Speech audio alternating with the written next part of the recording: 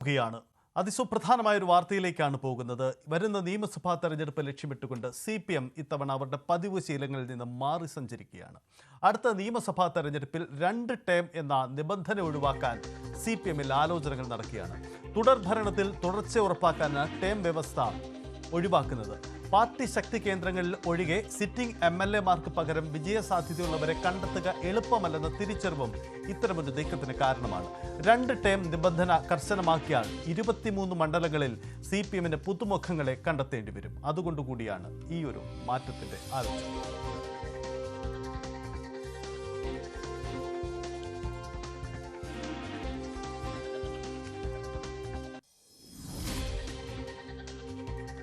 EP Jayarajan, AK ബാലൻ, Thomas Isaac, G Sudhakaran മന്ത്രിമാരായിരുന്ന ഒരു പിടി മുതിർന്ന നേതാക്കൾ. ഇവരുടെ പാർലമെന്ററി ജീവിതത്തിനാണ് CPMന്റെ 2 ടേം നിബന്ധന അവസാനം കുറിച്ചത്. പകരം പുതുമുഖങ്ങളുടെ വലിയൊരു നിര കടന്നുവന്നു. മന്ത്രിസ്ഥാനത്തേക്കും നവാഗതരെത്തി. വലിയ കയ്യടി നേടിയ ഈ തീരുമാനം എത്രത്തോളം ഗുണം ചെയ്തു എന്ന കാര്യത്തിൽ ഇപ്പോഴും രണ്ടഭിപ്രായമുണ്ട് CPMൽ. അടുത്ത നിയമസഭാ തെരഞ്ഞെടുപ്പിലും ടേം നിബന്ധന CPM കർശനമാക്കുമോ എന്ന ചർച്ചകൾ തുടങ്ങിക്കഴിഞ്ഞു. തുടർഭരണത്തിൽ തുടർച്ച ലക്ഷ്യമിടുന്ന CPM ടേമിന്റെ കാര്യത്തിൽ കടുംപിടുത്തം ഉപേക്ഷിക്കാനാണ് സാധ്യത. വിജയസാധ്യതയുള്ളവരെ പകരം കണ്ടെത്തുക എളുപ്പമല്ലാത്തതിനാലാണിത്. പാർട്ടി ചിഹ്നത്തിൽ കഴിഞ്ഞ തവണ മത്സരിച്ച് ജയിച്ചത് 60 പേരാണ്. ഇതിൽ മുഖ്യമന്ത്രി ഉൾപ്പെടെ 23 പേർ തുടർച്ചയായി 2 തവണ ജയിച്ചവരും. പിണറായി വിജയൻ 3ാം ടേമിലും മത്സരിക്കുമെന്ന് ഉറപ്പ്. മട്ടന്നൂരിൽ KK ശൈലജയ്ക്ക് ഒരവസരം കൂടി നൽകുമോ എന്ന് വ്യക്തമല്ല. തലശ്ശേരിയിൽ AN ഷംസീറിന്റെ കാര്യവും ഉറപ്പില്ല.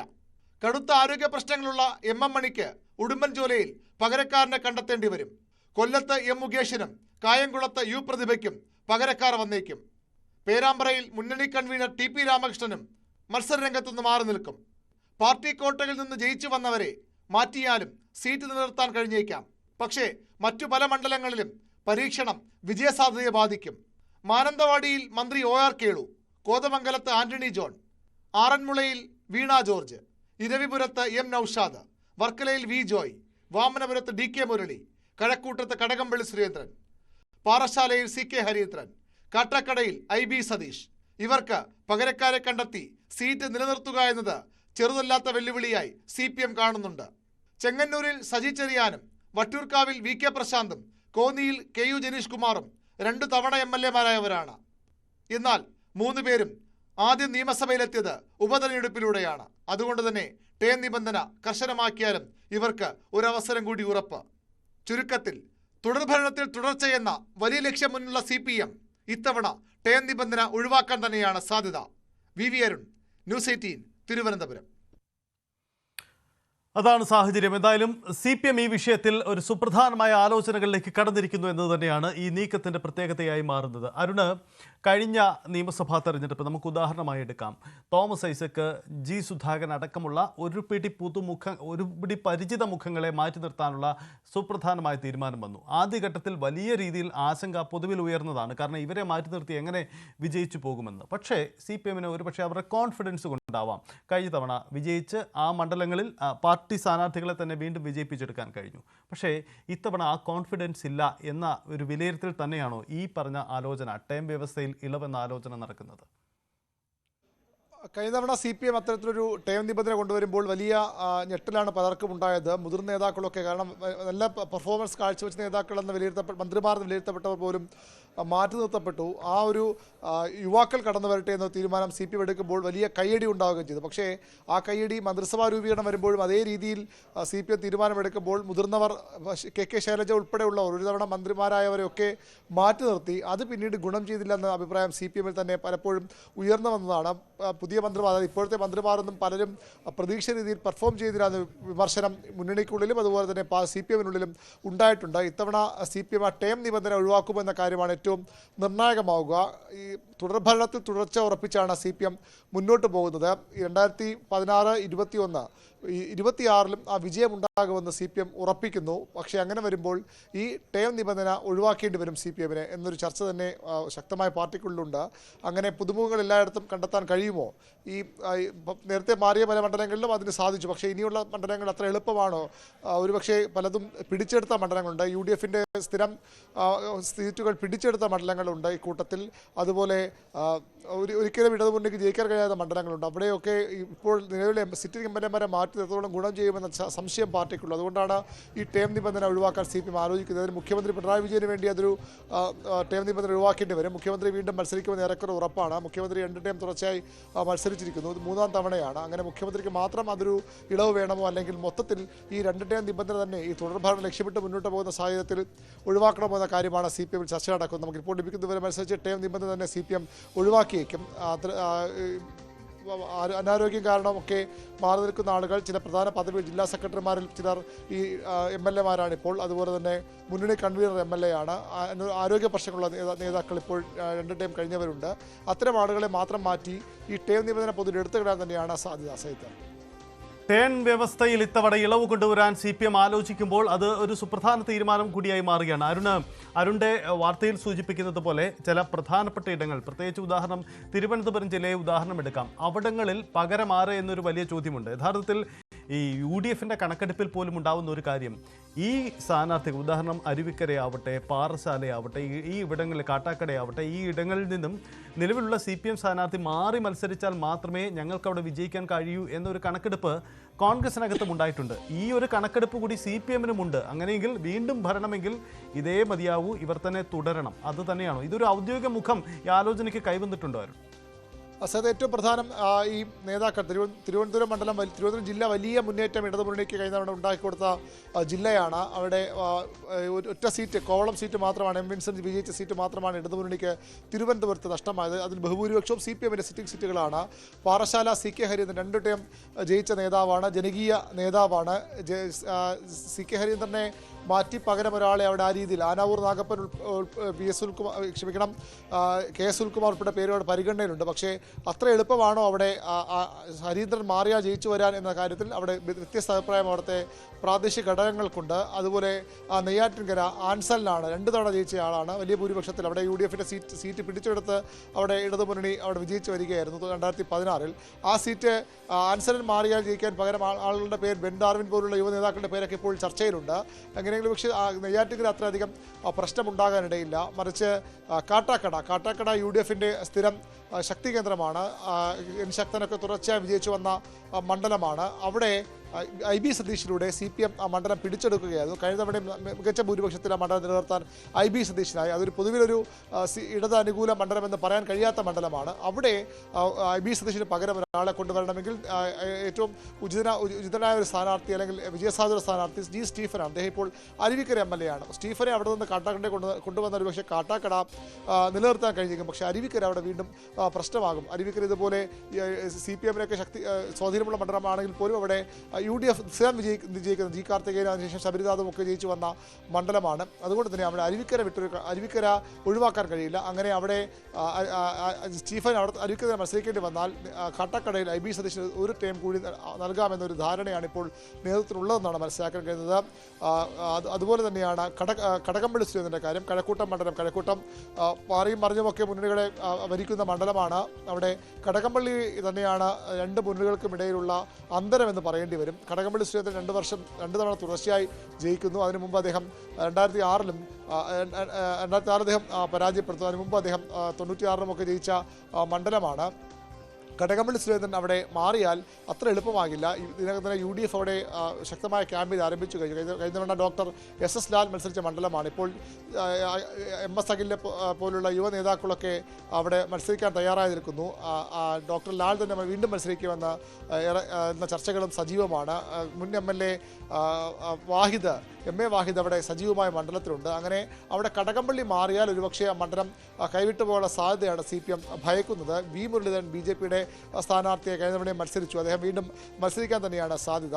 അങ്ങനെ വരുമ്പോൾ സ്വാഭാവികമായി ശക്തമായ ഒരു മത്സരം ഉണ്ടായാൽ അവിടെ ആ മണ്ഡലം കൈവിട്ടു പോകാനിടയുണ്ട്. കടകംപള്ളി സുരേന്ദ്രൻ വന്നാൽ അവിടെ എല്ലാ ഘടകങ്ങളും ഒത്തുചേർന്ന് അവിടെ ഒരിക്കൽ കൂടി വിജയിക്കാമെന്ന് CPM കണക്ക് കൂട്ടുന്നു. അങ്ങനെയെങ്കിൽ അവിടെയും സ്ഥാനാർത്ഥിയെ മാറ്റുക എളുപ്പമല്ല. വർക്കല V. ജോയിയാണ്, ജില്ലാ സെക്രട്ടറിയാണ്. സ്വാഭാവിക ജില്ലാ സെക്രട്ടറിമാർ മാറി നിൽക്കേണ്ടി വന്നേക്കാം. പക്ഷേ ജോയിയുടെ കാര്യത്തിൽ ഇളവ് നൽകാൻ CPM തയ്യാറായിരിക്കുമോ എന്ന ചർച്ചകൾ പോലും ഇപ്പോഴും സജീവമായി തന്നെയുണ്ട്. കാരണം ജോയ് മാറി അവിടെ സമ്പത്ത് പോലുള്ള പേരുകളൊക്കെ ഇപ്പോൾ പറഞ്ഞു കേൾക്കുന്നുണ്ട്. പക്ഷേ അത്ര എളുപ്പമാണോ ജോയിക്ക് പകരം ഒരു സ്ഥാനാർത്ഥി വന്ന് അവിടെ സീറ്റ് നിലനിർത്തുക എന്ന കാര്യം സജീവ ചർച്ചയായി തന്നെ CPM-ൽ ഉണ്ട്. വട്ടിയൂർക്കാവ് VK പ്രശാന്തിന് പ്രശ്നമില്ല. അദ്ദേഹം 2019 ഒരു 18 ഉപതെരഞ്ഞെടുപ്പിലൂടെയാണ് അദ്ദേഹം വരുന്നത്. അതുകൊണ്ട് അത് 2 ടേം നിബന്ധന VK പ്രശാന്തിന് ബാധകമാകില്ല. പക്ഷേ മറ്റ് സ്ഥാനാർത്ഥിയുടെ കാര്യത്തിൽ അങ്ങനെയല്ല. ഈ 2 ടേം നിബന്ധന കർശനമായി നടപ്പാക്കിയാൽ ഈ പല ഉറച്ച വിജയപ്രതീക്ഷ സീറ്റുകൾ, അതായത് ഞാൻ സൂചിപ്പിച്ചത് കഴക്കൂട്ടമായാലും കാട്ടാക്കടയായാലും പാറശാലയും നെയ്യാറ്റിൻകരയായാലും അങ്ങനെ ഉറച്ച ജയപ്രതീക്ഷ സീറ്റ് DK മുരളി വാമനപുരത്ത് മറ്റൊരു പ്രധാനപ്പെട്ട പേരാണ്. DK മുരളി സംസ്ഥാന സമിതിയിലേക്ക് വന്നിട്ടുണ്ട്. CPMന്റെ ശക്തി കേന്ദ്രമാണ്. മണ്ഡലത്തെ സ്വഭാവം പരിഗണിക്കുമ്പോൾ വാമനപുരം ശക്തി കേന്ദ്രമാണ്. എങ്കിൽ പോലും DK മുരളിയെ മാറ്റി പകരം ഒരു സ്ഥാനത്തിലൂടെ കൊണ്ടു നിർത്താൻ കഴിയുമോ എന്ന ചർച്ച CPMിലുണ്ട്. അങ്ങനെ വളരെ പ്രധാനപ്പെട്ട മണ്ഡലങ്ങൾ തിരുവനന്തപുരത്ത് മാത്രം കണക്കെടുത്താൽ നമുക്ക് നിലവിലെ MLA മാർ മത്സരിച്ചാൽ വീണ്ടും ജയിക്കും. എന്നാൽ പുതിയ ആൾ വന്നാൽ അതൊരു സംശയമായി മാറും, അല്ലെങ്കിൽ സാധ്യതകൾ കുറയുമെന്നൊരു ആശങ്ക CPM. അരുണ, അതിനപ്പുറം ഈ തിരുവനന്തപുരത്തിനപ്പുറം സംസ്ഥാനത്തിന്റെ ഈ ടേം വ്യവസ്ഥയിൽ ഇളവ് നൽകുമ്പോഴും മാറേണ്ടി വരുന്ന ചില മുഖങ്ങളുണ്ടല്ലോ. അതിൽ ചില വിവാദ MLA മാരുണ്ട്. വാർത്തകൾ ഇനി ഒരു മത്സര രംഗത്തേക്ക് കൊണ്ടുവരാൻ കഴിയാത്ത ചില മുഖങ്ങളുണ്ട്. പാർട്ടിയുടെ സംഘടനാപരമായ മാറ്റത്തിൽ ഇത്തവണ മത്സര രംഗത്തേക്ക് ഒരിക്കലും വരാൻ സാധ്യതയില്ലാത്ത മറ്റു ചിലരുമുണ്ട്. ഇടതുമുന്നണി കൺവീനറായ കൺവീനർക്ക് അത്തരം നിബന്ധനകൾ ഉണ്ടാകുമല്ലോ. അങ്ങനെയുള്ള പ്രധാനപ്പെട്ട മുഖങ്ങൾ അവരേതൊക്കെയാണ്? അങ്ങനെയൊന്ന് നിരീക്ഷിക്കാൻ കഴിയും. ഏറ്റവും പ്രധാനം KK ശൈലജയാണ്. KK ശൈലജ തുടർച്ചയായി 2 തവണ മത്സരിച്ചു. സീറ്റ് വ്യത്യസ്തമാണെങ്കിൽ പോലും 2 തവണ തുടർച്ചയായി അവർ നിയമസഭയിലേക്ക് തിരഞ്ഞെടുക്കപ്പെട്ടു. മത്സരിച്ചത് മാത്രമല്ല തിരഞ്ഞെടുക്കപ്പെട്ടു. ശൈലജയെ ഇത്തവണ വീണ്ടും മത്സരിപ്പിക്കുമോ? ശൈലജ ഒരുപക്ഷെ CPMനെ മുഖ്യമന്ത്രി സ്ഥാനത്തേക്ക് വരെ ഉയർത്തിക്കാട്ടാവുന്നൊരു മുഖമാണ്. അങ്ങനെ പല സർവേകളിലും ഔദ്യോഗിക അനൗദ്യോഗിക സർവേകളിലുമൊക്കെ ശൈലജയുടെ പേര് വളരെ പ്രാധാന്യത്തോടെ എടുത്ത് കാട്ടപ്പെടുന്നുണ്ട്. മുഖ്യമന്ത്രി പിണറായി വിജയൻ മത്സരിക്കുമെന്ന് ഉറപ്പാണ്. അദ്ദേഹം മുഖ്യമന്ത്രി സ്ഥാനത്തേക്ക് അദ്ദേഹം തന്നെയായിരിക്കും CPMന്റെ ആദ്യ പരിഗണനയും. അതിനുശേഷം ഒരു സ്ഥാനാർത്ഥിയെ പരിഗണിക്കേണ്ടി വന്നാൽ പേര് പരിഗണിക്കേണ്ടി വന്നാൽ KK ശൈലജയാണ് അവർക്ക് മുന്നിലുള്ള ഒരു വഴി എന്ന് വിശ്വസിക്കുന്നവരുണ്ട്. അങ്ങനെ KK ശൈലജ വീണ്ടും ഇത്തവണ മത്സരിക്കുമോ എന്ന ചോദ്യം വളരെ ശക്തമായി തന്നെ ഉയർന്നു വരുന്നത്. പേരാമ്പ്ര 2 തവണ മത്സരിച്ച TP രാമകൃഷ്ണന് മാറേണ്ടി വരും. അദ്ദേഹം ആ സ്ഥാനത്ത് മാറേണ്ടി വരുമെന്ന് ഏറെക്കുറെ ഉറപ്പാണ്. അദ്ദേഹം മുന്നണി കൺവീനർ കൂടാണ്. കൊല്ലത്ത് മുകേഷിനെ മത്സരിപ്പിക്കാൻ സാധ്യതയില്ല എന്ന് തന്നെ കരുതണം. കാരണം വലിയ തലവേദന മുകേഷ് എന്ന സിനിമാ താരം CPM ഉണ്ടാക്കി വെച്ചിട്ടുണ്ട്. CPMന്റെ ശക്തി കേന്ദ്രത്തിൽ ഇത്തരമൊരു ആളെ മത്സരിപ്പിക്കുന്ന ചോദ്യങ്ങൾ പോലും പാർട്ടിക്കുള്ളിൽ ഉയർന്നു വന്നു. PK ഗുരുദാസിന്റെ പിൻഗാമിയായാണ് മുകേഷ് വന്നതെന്നുകൂടി പരിഗണിക്കപ്പെടേണ്ട വിഷയമാണ്. അങ്ങനെ വരുമ്പോൾ സ്വാഭാവികമായി മുകേഷിന് സാധ്യതകൾ കുറയുകയാണ്. അവിടെ പകരം ആളെ കണ്ടെത്തേണ്ടി വരും. MM മണി, അദ്ദേഹം CPM പ്രധാന നേതാവാണ്, സംസ്ഥാന സെക്രട്ടറി അംഗവും മന്ത്രിയുമൊക്കെ ആയിരുന്ന ആളാണ്. പക്ഷേ ആരോഗ്യ പ്രശ്നങ്ങൾ MM മണിക്ക് ഒരു പകരക്കാരനെ കണ്ടെത്തേണ്ട ബാധ്യതയിലേക്ക് CPMനെ കൊണ്ടുവന്നെത്തിക്കും. ഉടുമ്പൻചോലിൽ പുതിയൊരാൾ എന്തായാലും വരേണ്ടി വരും. പ്രതിഭ കായംകുളത്ത് 2 തവണ ജയിച്ച ആളാണ്. പക്ഷേ അവിടെ സംഘടനാപരമായ ചില പ്രശ്നങ്ങൾ പ്രതിഭയ്ക്കെതിരെയുമുണ്ട്. അങ്ങനെയെങ്കിൽ പ്രതിഭയ്ക്ക് പകരക്കാരെ കണ്ടെത്തേണ്ടി വരും. വീണ ജോർജ് ആറന്മുളയിൽ മന്ത്രിയാണ്, 2 തവണ ജയിച്ചയാളാണ്. വീണ ജോർജ് സ്വാഭാവികമായും നേരത്തെ കടകംപള്ളിയെ പറ്റി പറഞ്ഞതുപോലെ വീണ മാറിയാൽ ആറന്മുള കിട്ടുമോ എന്ന കാര്യത്തിൽ അത്ര ഉറപ്പ് CPM ഇല്ല. അതുകൊണ്ട് തന്നെ വീണയ്ക്ക് വീണ്ടും ഒരു അവസരം നൽകാൻ തന്നെയാണ് സാധ്യത. ശരി അരുണ, തിരികെ വരാം. ആലപ്പുഴ, ഈ മാറ്റത്തിൽ ഏറ്റവും സുപ്രധാനമായ ഇടം ആലപ്പുഴ ജില്ലകളിൽ ആണെന്ന പ്രത്യേകതയുമുണ്ട്. ആലപ്പുഴയിൽ 2 പ്രധാനപ്പെട്ട മാറ്റങ്ങളാണ്. ഒന്ന്, കായംകുളത്ത് പ്രതിഭയെ മാറ്റി പുതിയൊരാളെ പരീക്ഷിക്കുമോ എന്ന ചോദ്യമാണ്. നിലവിൽ തന്നെ സംഘടനാ പ്രശ്നമുണ്ട്. ഈഴവ വോട്ടുകളിലടക്കം വലിയ ചോർച്ചയുണ്ടെന്ന് കരുതപ്പെടുന്ന ഇടമാണ്. മറ്റൊന്ന് സജി ചെറിയാനാണ്. നിലവിൽ മന്ത്രിസഭാംഗമായ അദ്ദേഹത്തിന് ഒരുപക്ഷെ 1.5 ടേം എന്നൊരു വ്യവസ്ഥയിൽ അദ്ദേഹം തന്നെ വീണ്ടും മത്സരിക്കാനാണ് സാധ്യത. ശരണ്യ സ്നേഹജനുണ്ട്. ശരണ്യ, ആലപ്പുഴയിൽ CPMന്റെ ഈ ടേം വ്യവസ്ഥയിൽ ഇളവ് വരുമ്പോൾ ഉണ്ടാവുന്ന മാറ്റം എന്താണ്? ആരൊക്കെ തുടരും, ആരെയൊക്കെ മാറ്റും? എന്താണ് ആ സാധ്യത?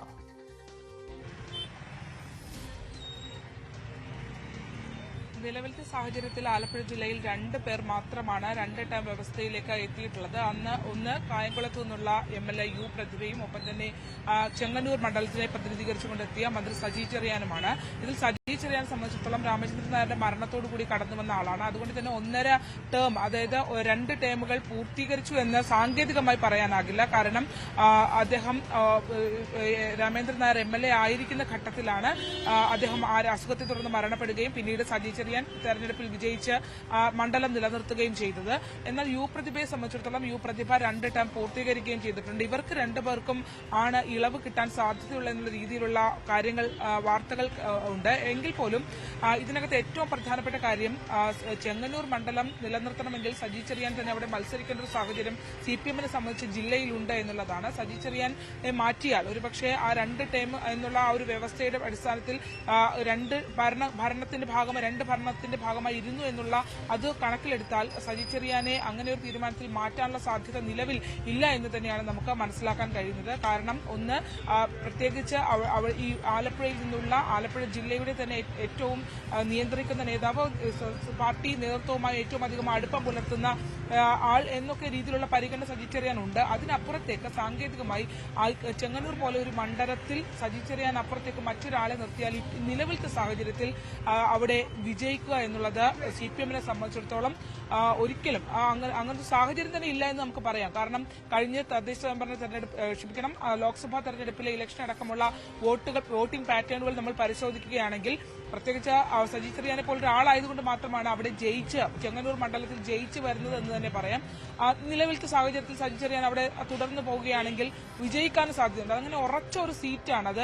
പ്രത്യേകിച്ച് ഈ 1.5 വർഷം എന്നുള്ള ഒരു സാങ്കേതികമായി അത്തരത്തിൽ 2 ടേം പൂർത്തീകരിച്ചു എന്ന് പറയാനും കഴിയില്ല. അതുകൊണ്ട് തന്നെ ആ ഇളവിൽ സജി ചെറിയാൻ തന്നെ ഇത്തവണ ചെങ്ങന്നൂരിൽ തുടരും എന്നുള്ള അതാണ് നമുക്ക് ലഭ്യമാകുന്ന വിവരം. മറ്റൊന്ന് കായംകുളമാണ്. CPM-ന് ഏറ്റവും അധികം ശക്തി ഉണ്ടായിരുന്ന മണ്ഡലങ്ങളിൽ ഒന്ന് കായംകുളം എന്ന് നമ്മൾ പറയുമ്പോൾ പോലും കായംകുളത്തിന്റെ സ്ഥിതി ഇപ്പോൾ അതല്ല. കായംകുളം ഏറ്റവും അധികം തിരിച്ചടി നേരിടുമോ എന്ന് CPM ഭയക്കുന്ന ജില്ലയിലെ മണ്ഡലങ്ങളിൽ ഒന്നാണ് കായംകുളം എന്ന് തന്നെ പറയാം. പ്രത്യേകിച്ച് ഈഴ വോട്ടുകൾ വന്നൊരു ഭിന്നിപ്പ് ലോക്സഭാ തെരഞ്ഞെടുപ്പിൽ 3ാം സ്ഥാനത്തേക്ക്, അതായത് താരതമ്യേന വീക്കായ അല്ലെങ്കിൽ താരതമ്യേന ശക്തി കുറഞ്ഞൊരു സ്ഥാനാർത്ഥി മത്സരിക്കുമ്പോൾ പോലും എല്ലാ ഘട്ടത്തിലും ചേർത്തലയും കായംകുളവും ആലപ്പുഴ ലോക്സഭാ മണ്ഡലത്തിൽ CPM-ന് ലീഡ് നൽകുന്ന ഇടമായിരുന്നു.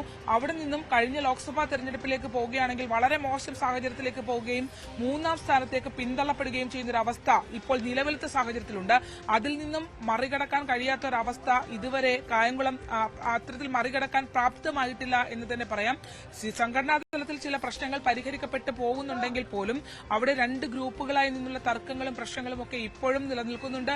അതിനപ്പുറത്തേക്ക് കണ്ടല്ലൂരും പത്തിയൂരും അടക്കമുള്ള CPM-ന്റെ ശക്തി കേന്ദ്രങ്ങൾ ഒരിക്കൽ പോലും ഈ നിലവിലത്തെ സാഹചര്യത്തിൽ തിരിച്ചു പിടിക്കാനോ അവിടേക്ക് എത്തിപ്പെടാനോ കഴിയുന്ന ഒരു അവസ്ഥ ഉണ്ടാവില്ല എന്നുള്ളത് തന്നെയാണ് വ്യക്തമാക്കുന്നത്. അങ്ങനത്തെ ഒരു അവസ്ഥയിൽ ആണ് ഇപ്പോൾ ആ മണ്ഡലമുള്ളത്. പക്ഷേ പ്രതിഭ 2 ടേമുകൾ പൂർത്തിയാക്കി പ്രതിഭയ്ക്ക് അത്തരത്തിലൊരു ഇളവ് ലഭിക്കുകയാണെങ്കിൽ പോലും വിജയസാധ്യത എന്നുള്ളത് കായംകുളത്തെ സംബന്ധിച്ചിടത്തോളം CPM-ന് നിലവിൽ ബാലികറ മലയാണ് എന്ന് തന്നെ പറയാം. കാരണം ഈ പ്രശ്നങ്ങൾ അവിടെ നിലനിൽക്കുന്നുണ്ട്. പ്രതിഭയ്ക്കെതിരെ ഇപ്പോൾ 2 ടേമുകൾ ഇരുന്നത് കൊണ്ടുള്ള ജനപ്രതിനിധി എന്നുള്ള നിലയിലുള്ള ഒരു ബന്ധത്തിനപ്പുറത്തേക്ക് പ്രതിഭയ്ക്ക് അവിടെ CPM വോട്ടുകൾ നേടി എത്രമാത്രം വിജയിക്കാനാകും എന്നുള്ള ചോദ്യം അതിന് ഒരു കൃത്യമായ ഒരു ഉത്തരം നിലവിലില്ല. സംഘടനാപരമായ പ്രശ്നങ്ങൾ പരിഹരിക്കാൻ വേണ്ടി അവിടെ കിണഞ്ഞു പരിശ്രമിക്കുന്ന ഒരു സാഹചര്യം ഉണ്ടെങ്കിൽ പോലും ആ ഒരു സാഹചര്യത്തെ മറികടക്കാനുള്ള ഒരു പ്രാപ്തി ഇതുവരെ കായംകുളത്തിനായിട്ടില്ല. അത് തദ്ദേശ സ്വയംഭരണ തെരഞ്ഞെടുപ്പിലടക്കം വലിയ തോതിൽ ബാധിക്കുന്ന ഒരു സാഹചര്യമാണ്. അങ്ങനെ ഒരു വിലയിരുത്തൽ തന്നെയാണ് ഇപ്പോൾ ഉള്ളത്. അതായത് അവിടെ ഇടതുപക്ഷമാണെങ്കിലോ അല്ലെങ്കിൽ വലതുപക്ഷമാണെങ്കിലോ ഏത് സ്ഥാനാർത്ഥിയാണെങ്കിലും വ്യക്തിപരമായി കൂടി ഒരു 10,000 വോട്ടിന് മുകളിൽ പിടിക്കാൻ കഴിയുന്ന ഒരാൾക്ക് ജയിക്കാൻ കഴിയൂ എന്നുള്ളതാണ്. നിലവിലത്തെ സാഹചര്യത്തിൽ ഈ കായംകുളം നോട്ടമിട്ട് നിൽക്കുന്ന ആലപ്പുഴ ജില്ലയിൽ തന്നെ പ്രമുഖ നേതാക്കന്മാർ ഉണ്ട് എന്നുള്ളതാണ്. ഒന്ന്, പ്രതിഭ 2 ടേമുകൾ പൂർത്തിയായാൽ നേരത്തെയുള്ള വ്യവസ്ഥ പ്രകാരം പ്രതിഭ മാറേണ്ടി വരുന്ന ഒരു സാഹചര്യമായിരുന്നു. എന്നാൽ അങ്ങനെയായാൽ തീർച്ചയായും കായംകുളത്ത് മത്സരിക്കാൻ ഏറ്റവും അധികം താല്പര്യം പ്രകടിപ്പിക്കുന്ന ഒരാള് CPM-ന്റെ ജില്ലാ സെക്രട്ടറിയായ R. നാസർ തന്നെയാണ്. ഈഴവ പ്രാതിനിധ്യമുള്ള ഒരു മണ്ഡലമാണ്, ഷുവർ സീറ്റായിരുന്നു. പക്ഷേ അങ്ങനെ ഒരു ഷുവർ സീറ്റിൽ ഇപ്പോൾ മത്സരം നടക്കുന്ന ഒരു അവസ്ഥയല്ല കായംകുളം എന്നുള്ളത് ആണ്. ഒപ്പം ബാബുജൻ അടക്കമുള്ള ആളുകളുടെ പേരുകളും പറയുന്നുണ്ട്. പക്ഷേ ഒരു ഈഴവ കാൻഡിഡേറ്റ് വന്നാൽ മാത്രമേ അവിടെ ജയിക്കാനുള്ള ഒരു സാധ്യത ഉള്ളൂ. അത് തന്നെയായിരുന്നു പ്രതിഭയ്ക്ക് എല്ലാ കാലത്തും ഗുണം ചെയ്തിട്ടുമുള്ളത്. പക്ഷേ അതിനപ്പുറത്തേക്ക് നിലവിൽ ഇപ്പോഴത്തെ ഒരു സാഹചര്യത്തിൽ ഇനിയുള്ള ടേമുകളിലും ഈ ഇളവ് നൽകി മത്സരത്തിലേക്ക് CPM കടന്നാൽ പോലും ജയിക്കാൻ സാധ്യത വളരെ കുറവാണ് കായംകുളത്ത്. യെസ്, കായംകുളത്തിന്റെ രാഷ്ട്രീയ ചിത്രം അത് വളരെ പ്രധാനപ്പെട്ടതാണ്. കായംകുളം ആലപ്പുഴ ജില്ലയിൽ CPM-ന് വെല്ലുവിളി ഉണ്ടാക്കുന്ന മണ്ഡലമാണ്. അവിടെ പ്രതിഭ ടേം വ്യവസ്ഥയിൽ ഇളവ് നൽകിയാൽ പോലും പ്രതിഭ തുടരുമോ എന്ന കാര്യത്തിൽ ഉറപ്പില്ല. അതാണ് ശരണ്യ അവിടുന്ന് പറയുന്നത്. നമ്മൾ ആലപ്പുഴയിലേക്ക് നിന്നും നമ്മൾ കൊച്ചിയിലേക്ക് പോകുമ്പോൾ എറണാകുളം ജില്ല CPM-ന്റെ ഈ ടേം വ്യവസ്ഥയിൽ ഇളവ് നൽകുന്നതിൽ പ്രധാനപ്പെട്ട ഒരു ഇടം കൂടിയാണ്. ഡാനി ഇപ്പോൾ ചേരുന്നുണ്ട്. ഡാനി, 2 മണ്ഡലങ്ങൾ, ഒന്ന് കൊച്ചി മറ്റൊന്ന് കോതമംഗലം, ഈ 2 ഇടങ്ങളിലും ടേം വ്യവസ്ഥയിൽ ഇളവ് നൽകേണ്ടി വരുന്ന ഒരു ഇടമാണ്. കാരണം 2 ഇടത്തെ MLA-മാർ ആന്റണി ജോണും ആവട്ടെ KJ മാക്സിയും ആവട്ടെ രണ്ടുപേരും 2 ടേം പൂർത്തിയാക്കിയവരാണ്. ഇവിടങ്ങളിൽ ഇളവ് നൽകി പുതിയൊരാൾ വരാനുള്ള സാധ്യതയുണ്ടോ? അതല്ല, ഇവർക്ക് ഇളവ് നൽകി ഇവർ തന്നെ തുടരുമോ? എന്താണ് അവിടുത്തെ രാഷ്ട്രീയ സാഹചര്യം? ഇതിനപ്പുറം എറണാകുളം ജില്ലയിൽ മറ്റേതെങ്കിലും മണ്ഡലങ്ങളിൽ ഇത് ബാധകമാവുന്നുണ്ടോ?